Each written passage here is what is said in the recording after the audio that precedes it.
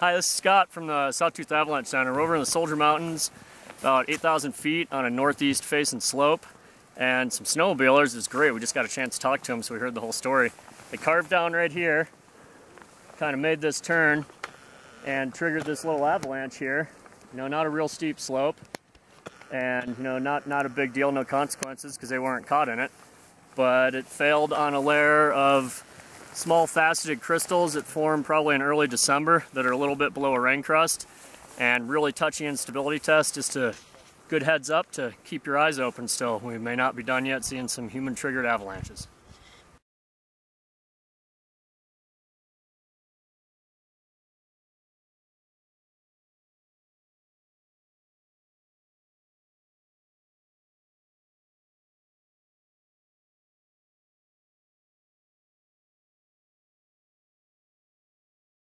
All right, we're still over in the Soldier Mountains on a different northeast facing slope, still around 7,800, 8,000 feet.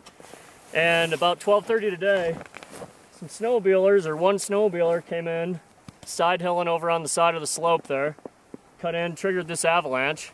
He was able to get off it, wasn't injured.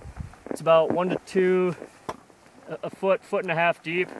And it's a subtly wind-loaded area, and it failed on another layer of facets kind of just a little bit underneath the new storm snow interface.